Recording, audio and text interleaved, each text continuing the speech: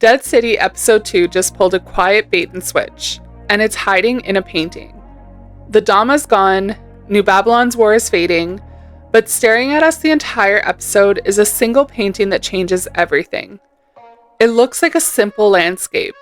It's not. The details in this painting point to someone else, someone who's been there the whole time. If we're right, Season 3 isn't building towards the villain you're expecting. This painting appears for a few minutes, and we think it might be the most important clue the entire episode. So, when Negan first sees it, he looks at it very surface level. He says it looks like a pair of breasts. But the man who, I guess, drew it says that it's supposed to be the hilltops of kinship. And it's the foundation of civilized something, assuming civilized society. I thought it was an interesting choice of words given their history with the hilltop in the original series, that they would say the hilltop multiple times and have it woven throughout the painting. And as a lot of her purpose as well, Maggie was discussing how she was a leader in the hilltop, and this entire episode has really been about what kind of society do they want to form, how many people do they want to let in, and really how to govern it. They're kind of having a disagreement on punishments and do they want to be the type of society that kills, and this painting is about kinship, about partnership and community, so it definitely holds a lot more meaning on first watch. Yeah, and as they were talking about it, I thought it was almost a little hard to digest that Negan was using the example of the savior group to justify his reasoning around why they should have more structure. And Maggie didn't even flinch. Like, I would have thought that would have really irked her to hear him talk about the saviors that way as like an example. Like, we were doing what was right for our people. We started small. It was what we had to do. Part of that was killing her, the love of her life. So applying any justification, I think it was a little hard to see her not react to that. She almost seemed to misunderstand some of what he was saying as well, because he was talking about how in the before times, they had lawyers and cops and judges who would make those hard decisions, in the sense that Negan was saying somebody has to do the hard thing, and she kind of heard, if we have more people, it'll give more freedom and everyone will be able to become who they were before. So she kind of seemed to misinterpret what he was saying and kind of what he did in the end, where he's like, someone has to be the bad guy, I guess it'll be me. And it brings back to the painting because it's almost like this visual representation of good and bad, hope and despair, literal light and darkness. And we see that with the two buildings. One is completely built and in good shape, and the other one isn't. And it's interesting that they talk about it twice, and both times Negan looks at it. There's other conversations and things happening around it, and he just comes to the conclusion, it's breasts. Yeah. And doesn't look into it any deeper. And as we go through the different parts of the painting, that's kind of a theme in the painting itself. So this painting, it also has really big themes of duality. Like there's two hills, two buildings, two people, two sheep. It's definitely a sense of duality. And looking at the promo for next week, that was kind of our first confirmation that this painting represents the season as a whole. Because we have the two barns on the top. The barn that's closer on the left side seems to be fully standing, looks good. The one on the right is farther back, a little bit more shadowed in the darkness, and almost looks like it's burned before. As though it's still standing, but it's been through something. And given how this episode ends, where they turn on the Statue of Liberty as a welcome sign, like come to Manhattan, and we see that group emerge from the trees, like emerging from the shadows to go to Manhattan. And then with the preview where we see Negan, he's got two guys strung up and he's saying, one of you has to go.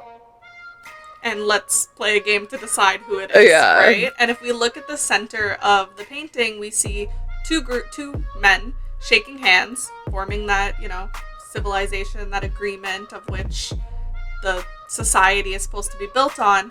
But interestingly enough, the guy on the left is in a blue shirt, painted a lot lighter, and the person on the right is in all black. And it's really giving into that two halves where the left half seems to be a lot brighter and more jovial and standing, and the right half is in shadows, in black, and maybe a little bit darker. And for somebody who hasn't observed any significance or hasn't read into the painting at all, I would almost look at that as like it takes both mindsets to succeed, right? Like it takes both that giving people the benefit of the doubt, but being willing to make those tough decisions. And that's why they're shaking hands. It's like it takes both two to tango. You could almost see it as Maggie needs Negan. Negan needs Maggie. That you need that hopeful energy and that hopeful belief that everything's going to work out, but you do have to be prepared to make the bad decisions. I mean, we saw Rick internally fight with that all through the original Walking Dead. We saw him kind of pseudo-retire in the prison and just become a farmer, and eventually realize that his willingness to do what it takes to protect his family is his strength, and kind of going back to that in Alexandria. So it definitely seems as though the leadership style is going to be a major theme this season, and I don't think it's going to be a clear-cut answer of yes, we have to believe in people, or no, we can't believe in anyone. It's going to lie somewhere in the middle. We just have to figure out who you can trust and when. So we found the left side of the picture to be the most interesting, and it depicts a little boy looking at what we assume is his mom, but she's looking out towards the observer of the painting. Like she's not really paying any attention to him. And who's the mom and son in this show? We have Maggie and Herschel. We saw this episode, Herschel asking Maggie, what if I need to kill someone? Can you show me? And so we've seen Herschel looking to Maggie this season already, but she is looking elsewhere. She is looking out literally to see who's coming into Manhattan and looking towards building that civilization. So it definitely seems very on the nose, and maybe a little bit telling that she might not be paying attention. And there was earlier themes and distrust between the two of them, a little bit of conflict, in that she was always trying to build a community at the hilltop or the bricks, how it ended up being at the end, and not really paying attention to him. Like that's kind of why he was an angsty teenager, was because of that. So now we're seeing it again, where like he's let go a lot of that. He's trying to build a relationship, and she's getting so excited about building the new world. Like her face lit up when she was talking to Negan about how we have food that could sustain 3 times our size. We have weapons. We have this. Like she's getting very excited, and she's putting pen to paper on how to build that future. So is she going to make the same mistakes again? Or we also saw in this episode Herschel stitching up Negan, and they say, Maggie, what are you doing here? And she's like, I'm watching my son. So is she going to be able to strike that balance and keep her eyes on both and focused on her family? What's really interesting about the painting is that there is a man walking towards the woman and child in the painting. And when Dillard explains the painting or tells his backstory, and the camera zooms in on different sections of the painting, when he's talking about himself, that's one of the characters that the camera zooms in on. But at further look, that looks like Rick to me. It looks like Rick when he's in the prison and he's working as a farmer, and he has his sheriff's hat on, and he puts it on, Beth and Carl at one point. He's literally dressed the same. It looks so much like Rick that could this be, the hopeful side of this would be that is Rick on his way to Manhattan? Again, we're pushing for that reunion. Everyone's expecting it. We don't know where it's going to happen. Is it going to be Dead City? Is it going to be Daryl Dixon? Is it going to be The Walking Dead season 12? Or, where is this reunion going to happen? But could it happen in Manhattan? I think it could. And if it isn't Rick, because maybe that's a little too obvious, then it's Dillard, which also looks like him. He did say he was a cop in his previous life. And then there was something a little shady that it happened for just a second in this episode. I don't know if everyone caught it, but one of the frogs escaped. And then he kind of looked and was like, oh, did you leave it unlocked?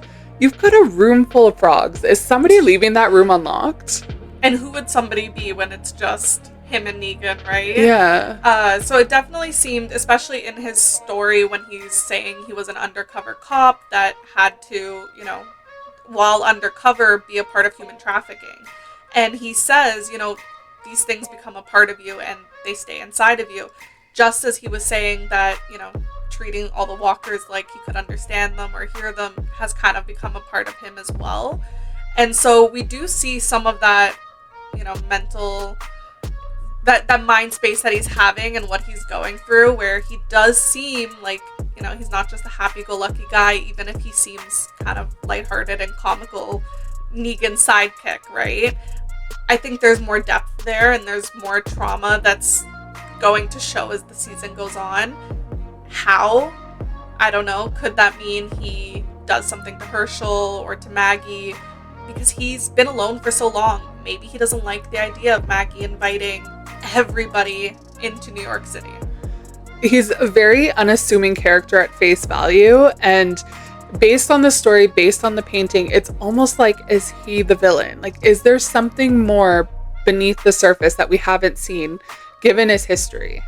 And again, Negan wasn't even listening, right? So we do see this kind of almost bullheadedness with Maggie just full steam ahead in opening this community and not really stopping to consider the consequences, and Negan just looking at this painting at face value and wanting to put it in the bar and seeing Dillard as just, a new friend that he kind of likes hanging out with, and not digging in deep enough and not having the, streetwise weary thought that you would assume our heroes would have. I mean, after 12 seasons or 11 seasons of The Walking Dead, on season 3 of Dead City, you think they'd be a little more gun shy. Yeah, and for Negan, who can easily see the bad in people, right? Like, he had to take those steps to protect the community against Dama for good, finally putting her down. He's very, he's neutralized the threat with Dillard. Even when they're out, he just, kind of schools him a little bit. Like, these aren't your regular walkers in your bar. Like, you actually have to fight them. And Dillard's face at that time is kind of, a little suspicious. And Negan, throughout this episode, they kind of hammer home this idea of him having no one, right? They bring up Annie and Joshua, and he says, they're better off without me, and I'm better off without them. You wouldn't expect him to say something like that, because what do you have? Nothing. You would assume that he would go find them. But you see him almost content to be alone, and alone, somebody who's all alone is dangerous. They have nothing necessarily to stop them from making hard decisions or bad decisions. So it'll be interesting to find how much loyalty does Negan really have to Maggie and Herschel and to the idea of this community, and how will all of these people who are kind of alone actually operate in a community. If this painting is foreshadowing what's next, we're only scratching the surface. What details stood out to you? Is it a real villain clue, or are we overthinking it? Drop your theories in the comments. We read every single one. Love diving into hidden details, Easter eggs, and theories across the Walking Dead universe? Subscribe and hit that bell. More Dead City breakdowns and Season 3 theories are coming. Until next time, remember, the biggest clues are usually hiding in plain sight. See you on the couch. Talk to you soon. Bye.